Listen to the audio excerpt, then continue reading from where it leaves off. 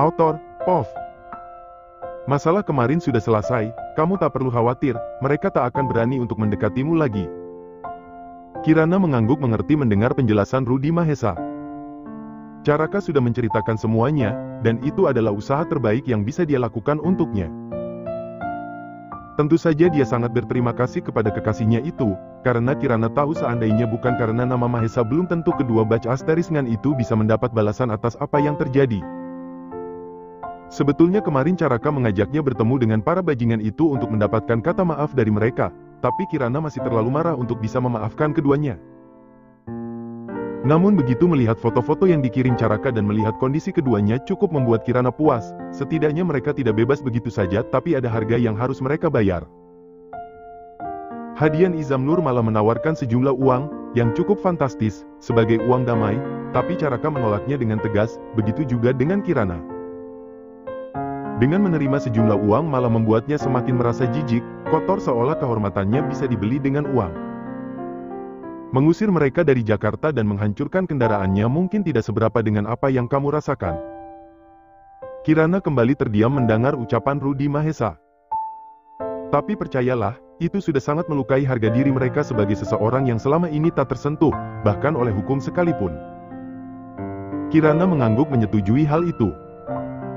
Terima kasih, telah melakukan semuanya untuk saya. Raka yang melakukan semuanya. Saya hanya mengarahkan saja. Kirana kembali tersenyum sambil mengangguk. Bagaimanapun saya ucapkan terima kasih karena Bapak telah membantu saya dan Raka. Kalau tanpa bantuan Bapak, saya yakin Raka tidak akan sampai seberhasil ini. Kirana mengulum senyum melihat seorang Rudi Mahesa terlihat malu mendengar pujiannya. Jadi apa rencanamu sekarang? Kirana menatap Rudi Mahesa bingung dengan perubahan topik pembicaraan yang tiba-tiba. Rencana saya sih melamar Kirana secepatnya, ucap Caraka santai membuat Kirana dan Rudi Mahesa menatap Caraka dengan mata membulat. Bukan rencanamu, tapi rencana Kirana. Oh, bilang dong, Pah, aku kira rencanaku. Caraka berkata santai berbeda dengan Rudi Mahesa yang mendelik padanya, dan Kirana yang tertunduk malu mendengarnya.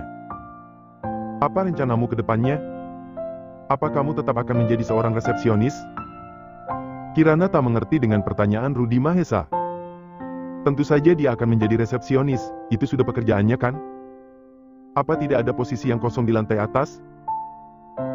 Rudi Mahesa menatap Caraka yang terdiam, di sisi lain Kirana terlihat semakin bingung. Manajer keuangan, jawab Caraka membuat Rudi Mahesa mengangguk. Kamu bisakan di bagian keuangan? Kamu hanya tinggal belajar sebentar. Melihat latar belakang pendidikanmu sepertinya kamu termasuk orang yang cepat belajar, jadi bukan masalah besar kan? Kirana tertunduk terdiam mendengar ucapan Rudi Mahesa, kini dia mengerti maksud pertanyaan Big Boss. Mohon maaf, tapi, saya tidak bisa menerima tawaran itu, ucap Kirana sambil memberanikan diri menatap ayah dari pria yang dia cintai. Rudi Mahesa terdiam menatap Kirana yang terlihat yakin dengan jawabannya. Kenapa? Semua orang di kantor kini sudah mengetahui tentang hubungan kami, jadi, itu hanya akan membuat kecemburuan di antara karyawan. Mungkin sebagian karyawan akan merasa tidak adil apabila saya menduduki posisi sepenting manajer, sedangkan di bagian keuangan saya yakin masih banyak yang lebih mampu dan lebih pengalaman untuk mengisinya. Kalau saya terima posisi itu hanya membuat Raka dan saya terlihat tidak profesional. Rudi Mahesa terdiam berpikir begitu juga dengan Caraka ikut terdiam, membuat ruangan keluarga itu dilanda keheningan sampai akhirnya Ibu Widya datang disusul oleh Mbak Nunung dengan membawa nampan berisi kopi dan teh. Maksud kami itu baik. Ibu Widya memecah keheningan, dia sempat mendengar apa yang tengah dibicarakan mereka bertiga tadi. Kami hanya tidak ingin kamu mengalami kejadian seperti kemarin lagi. Kirana terdiam, karena dia sangat tahu mungkin Ferdi dan Marcel tidak akan berani lagi untuk mengganggunya, tapi tidak ada yang tahu mungkin saja ada batch Asterisngan lain di luar sana yang akan mengganggunya. Dan kamu juga harus ingat, saat ini kamu menyandang status kekasih Caraka Benua, putra sulung keluarga Mahesa. Kami tahu hubungan kalian sudah tidak main-main lagi, usia kalian sudah cukup untuk memikirkan pernikahan, tapi apa kalian memikirkan bagaimana dengan kami? Bagaimana pandangan orang-orang terhadap kami? Hening untuk beberapa saat, sebelum akhirnya Ibu Widya kembali berkata. Tadi saya dengar kamu menolak posisi manajer karena kamu tidak ingin orang-orang membicarakan kalian.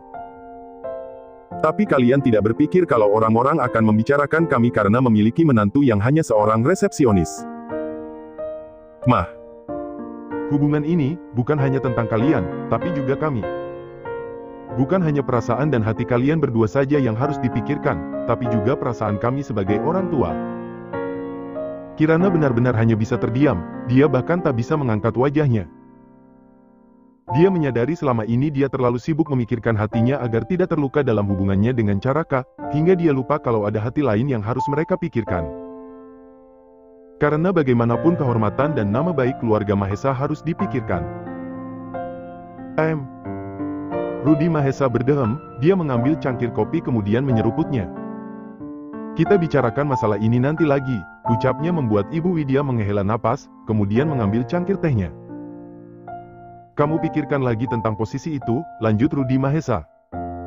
Saya tidak akan memaksa, semua terserah kalian. Rudy Mahesa berdiri, dia menatap Caraka yang masih terdiam. Raka, ikut papa, ada yang kita harus bicarakan tentang laporanmu kemarin. Caraka berdiri setelah sebelumnya menatap Kirana yang mendapat anggukan dari gadis itu seolah mengatakan kalau dia tidak apa-apa ditinggal berdua dengan Ibu Widya, sang ibu suri, yang terlihat masih kesal. Hening menguasai ruangan keluarga sepeninggalannya Rudy Mahesa dan Caraka. Ibu Widya masih terlihat santai dengan tehnya, sedangkan Kirana masih terdiam tertunduk dengan pikiran-pikiran yang baru saja hinggap di kepalanya. Kamu tersinggung dengan ucapan saya tadi? Kirana mengangkat kepalanya menatap perempuan yang terlihat anggun di hadapannya. Tidak. Saya mengatakan itu bukan karena tidak menyukaimu, tapi itulah kenyataannya. Ibu Widya menyeruput tehnya sebelum kembali berkata. Saat ini kami sudah menyerah tentang menjodohkan anak-anak kami dengan orang-orang yang kami anggap cocok dan mampu untuk mendukung mereka di masa depan. Kami akan menyerahkan jodoh mereka di tangan mereka sendiri. Mendengar ucapan Ibu Widya membuat Kirana yakin kalau hubungannya dengan Caraka telah direstui, hanya saja, dia belum diterima seutuhnya. Seperti yang pernah kamu bilang, dunia kalian berdua berbeda. Diakui atau tidak, itulah kenyataannya. Sebagai orang tua, kami menerimamu karena tahu seberapa besar putra kami menyukaimu, dan kami juga tahu kamu adalah perempuan yang pintar, baik juga menyenangkan, kami pun menyukaimu. Kirana menatap Ibu Widya yang tersenyum menatapnya, membuatnya ikut tersenyum. Tapi orang lain yang tidak mengenalmu, tidak mengetahui betapa pintar, baik, dan menyenangkannya kamu. Mereka hanya akan melihatmu dari status, dari keluarga mana kamu berasal, apa pendidikan terakhirmu, apa bisnismu dan kalau kamu bekerja akan ditanya di mana kamu bekerja dan apa posisimu. Status, nama besar keluarga, jabatan, diakui atau tidak sangat berpengaruh di masyarakat kita ini. Seperti kejadian yang kamu alami kemarin. Mereka dengan mudahnya berlaku kurang ajar hanya karena kamu seorang pekerja rendahan, tapi lihatlah ketika mereka tahu kamu adalah seorang Mahesa, mereka sendiri yang merangkak datang meminta maaf bahkan dengan tangannya sendiri menghukum anaknya. Ya, sekuat itulah arti sebuah nama dan status keluarga di dunia kami tinggal hingga bisa membeli hukum negeri ini. Kirana semakin tertunduk terdiam, menatap cangkir teh di hadapannya yang isinya masih utuh dan mulai dingin. Ketika kamu menikah dengan Caraka nanti, mau tidak mau, siap tidak siap kamu harus menghadapi itu semua. Orang-orang akan menilaimu, mungkin mencibirmu menganggap kamu tak pantas untuk seorang Mahesa. Ibu Widya terdiam sesaat untuk menyesap tehnya sebelum kembali berkata, seandainya Caraka hanya seorang direktur biasa atau pengusaha muda biasa mungkin kamu tidak akan mendapat tekanan seperti itu, tapi yang perlu kamu ingat Caraka menyandang nama Mahesa yang harus kalian jaga. Ibu Widya memerhatikan Kirana yang masih tertunduk terdiam. Dia mengingat kesan pertama saat bertemu dengan Kirana. Seorang perempuan yang memiliki inner beauty yang terpancar keluar, ditambah kepintaran dan pembawaannya yang sangat menyenangkan, membuat semua orang akan merasa nyaman ketika berada di dekatnya, tapi dari semua nilai lebih seorang Kirana Az-Zahra yang membuat Ibu Widya menyukainya adalah karena telah berhasil membuat putranya tertawa, dan mengembalikan pancaran matanya yang membuatnya kembali terlihat hidup, itulah yang membuat Ibu Widya mendukung pilihan putaranya memilih Kirana sebagai perempuan yang akan mendampinginya kelak. Tapi dia tidak bisa membiarkan Kirana pasrah begitu saja dengan kondisinya saat ini. Dunia yang akan dia tapaki nanti tidaklah seramah yang dia bayangkan. Maka dari itu dia harus mempersiapkan Kirana agar dia siap ketika berdiri di samping Caraka, mendampingi, menjadi pendukung seorang penerus Mahesa. Pilihannya ada pada kamu, apa kamu akan beradaptasi dengan dunia kami dan menjadi pendukung bagi Caraka di masa depan, atau hanya akan menjadi pajangan tanpa arti? Ya, semua keputusan tetap ada di tangan Kirana, walaupun Ibu Widya sudah tahu, Kirana bukan tipe perempuan yang akan menyerah begitu saja. Dan dia harap tebakannya benar. Apa yang kamu pikirkan? Apa ucapan Mama tadi menyinggung perasaanmu? Tidak, yang dikatakan Ibu Suri tadi itu benar. Aku menghela napas, mataku menatap jalan yang padat seperti biasa, ditambah hujan yang mengguyur ibu kota membuat sebagian jalan dilanda banjir yang memperparah kemacetan. Selama ini kita, maksudku, aku, terlalu fokus memikirkan untuk tidak menjadi Cinderella yang patah hati. Aku lupa kalau ada nama besar dan perasaan orang tuamu yang harus dijaga. Perkataan Ibu Suri tadi benar-benar menyadarkanku. Selama ini aku benar-benar hanya fokus terhadap perasaanku, tak pernah sedikit pun aku berpikir tentang bagaimana perasaan mereka. Aku lupa kalau dunia mereka itu lebih menyeramkan daripada dunia sederhana tempatku tinggal selama ini. Tidak perlu dipikirkan. Aku akan mendukung apapun keputusanmu. Caraka duduk di belakang kemudi mobil, terlihat tampan dan keren seperti biasanya. Aku rasa bahkan orang awam sekalipun yang tidak mengetahui siapa sebenarnya Caraka Benua, aku jamin pasti akan tertarik padanya walaupun hanya ketertarikan fisik. Hei, siapa yang tidak menyukai pria tampan? Jadi ya, sangat wajar kalau banyak yang menyukainya. Dan seperti yang kita semua ketahui, perempuan yang menyukainya pun dari berbagai kalangan. Dari mulai perempuan biasa yang hanya bisa mengahalu seperti rekan-rekanku di kantor, sampai perempuan kalangan atas dari dunia yang sama dengannya yang akan mudah masuk ke dalam keluarga maupun lingkaran sosialnya. Sedangkan aku termasuk golongan yang beruntung karena bisa membuat sang pangeran menyukaiku. Setelah 1001 keraguan sebelum akhirnya aku nekat menjalin hubungan, berbagai ketakutan ketika harus dihadapkan dengan keluarga besarnya. Dan sekarang di saat semua telah teratasi apa aku hanya akan duduk diam dan hanya menjadi pajangan seperti yang dikatakan Ibu Suri tadi? Tidak. Aku tidak mau hanya menjadi pajangan saja. Aku ingin menjadi pasangan yang ideal bagi seorang Caraka Benua. Aku tak bisa berbuat apa dengan silsilah keluargaku, tapi setidaknya aku bisa berjuang dengan cara lain. Yang jelas aku ingin menjadi pasangan yang bisa mendukung Caraka nantinya, yang tidak akan membuat dia dan keluarganya malu dan menyesal karena telah memilih dan mempercayaiku. Ya, aku telah mengambil keputusan sudah saatnya Cinderella berubah, bukan lagi menjadi upik abu. Aku telah mengambil keputusan. Caraka menatap ke arahku sebelum kembali menatap ke depan. Keputusan tentang aku akan mencari kerja di tempat lain. Caraka kembali menatap ke arahku dengan terkejut. Apa? Iya, seperti yang Ibu Widya bilang, aku harus berubah agar pantas menjadi pasanganmu nanti. Maksudku kalau nanti ada yang bertanya, aku kerja di mana atau apa posisiku, setidaknya jawabanku bukan resepsionis. Tidak ada yang salah dengan menjadi resepsionis. Memang tidak, tapi semua akan salah ketika si resepsionis ini menjadi pasangan direktur hotel bintang 5 yang merupakan putra sulung konglomerat. Cerita itu akan disukai masyarakat umum. Seorang resepsionis menjadi menantu konglomerat, itu seperti kisah Cinderella di dunia nyata.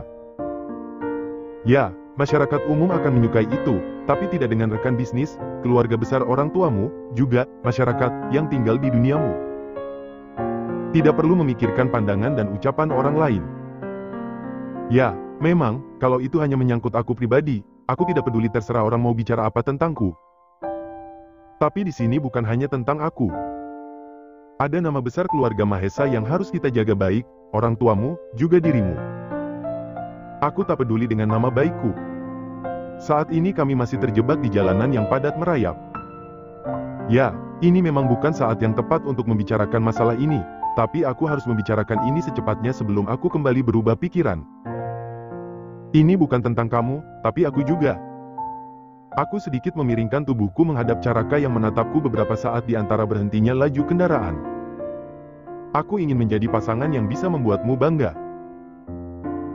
Sekarang pun aku bangga memiliki kamu menjadi pasanganku. Aku ingin menjadi pasangan yang pantas untukmu di mata semua orang. Cukup menjadi pasangan yang pantas di mataku saja, tidak perlu memedulikan pandangan orang lain. Aku ingin menjadi pendukungmu di masa depan. Cukup berada di sampingku, kamu sudah lebih dari mendukungku. Aku menghela napas antara kesal dan ingin tertawa mendengarnya selalu memiliki jawaban atas ucapanku. Tapi untung saja imunku cukup kuat terhadap kemampuan speak-nya yang membuat hatiku deg-degser ketika mendengarnya. Oh, ayolah. Siapa yang hatinya tidak akan berdetak menggila ketika kekasih kita mengatakan itu dengan wajahnya yang super tampan? Aku tidak mau orang-orang memandangku sebelah mata karena statusku, dan menganggapku tidak pantas untuk mendampingimu. Katakan siapa yang berani memandangmu dengan sebelah mata? Akan kupastikan besoknya dia tidak akan lagi bisa melihat dengan kedua matanya. Raka. Aku terkejut mendengar ucapannya.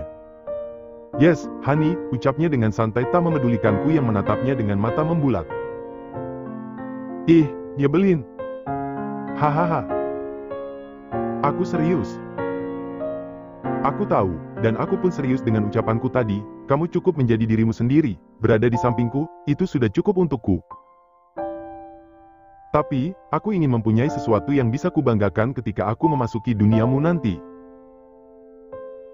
Aku tak bisa mengubah status keluargaku, sama sepertimu yang tidak bisa mengubah status keluargamu, tapi setidaknya biarkan aku berusaha agar setidaknya aku memiliki sesuatu yang bisa membuatmu dan orang tuamu bangga kepadaku karena aku telah berusaha, tidak hanya duduk diam tanpa melakukan usaha apapun. Caraka terdiam, matanya fokus menatap ke depan. Aku tahu kalau dia tengah memikirkan ucapanku. Ya, Cinderella pun pasti berusaha untuk menjadi seorang putri yang hidup di istana. Dia tidak mungkin tetap menjadi upik abu meskipun telah tinggal di dalam istana, kan? Dia pasti belajar bagaimana caranya agar menjadi seorang putri yang baik untuk mengimbangi dan menjadi partner bagi pangeran. Aku pun ingin seperti itu, walaupun aku tahu usahaku mungkin tidak akan semulus cerita Cinderella, tapi setidaknya izinkan aku berusaha terlebih dahulu, ya? Caraka masih terdiam, sebelum akhirnya dia menatapku sambil berkata, aku akan memberikan posisi manajer keuangan padamu. Tidak, itu bukan bidangku. Caraka menatapku kecewa, dengan cepat aku berusaha menjelaskan maksudku. Kalau itu bagian PR atau marketing and promotion, dengan senang hati aku akan mencobanya. Setidaknya aku ada pengalaman di bidang itu, tapi kalau akunting dan keuangan, aku menggelengkan kepala. Itu benar-benar hal baru untukku. Kamu bisa belajar. Aku tahu kamu bisa. Ya, aku bisa belajar seandainya aku mengambil posisi staf. Tapi ketika aku mengisi posisi manajer itu artinya aku harus lebih paham dari bawahanku. Caraka kembali terdiam, dan aku tahu dia setuju dengan ucapanku walaupun dia kurang setuju dengan keputusanku. Oke, sepertinya aku harus mengeluarkan sedikit jurus merayu. Kang, dengarkan aku. Ku sentuh lengannya membuatnya menoleh terlihat terkejut. Ya Allah, aku malu sendiri memanggilnya seperti itu. Aku mencari pekerjaan dengan posisi baru untuk membuktikan kalau aku mampu dan pantas menjadi pendampingmu kelak, bukan untuk mempermalukan diriku sendiri dengan memperlihatkan ketidakmampuanku. Kamu paham kan, Kang? Caraka hanya terdiam menatap depan dengan serius. Hei, apa rayuannya tidak berhasil? Oh ayolah, ini kali pertama aku merayu seorang lelaki. Itu termasuk rayuan kan? Haruskah aku melakukan seperti perempuan-perempuan yang pura-pura manja? Ih, membayangkannya saja aku sudah geli sendiri.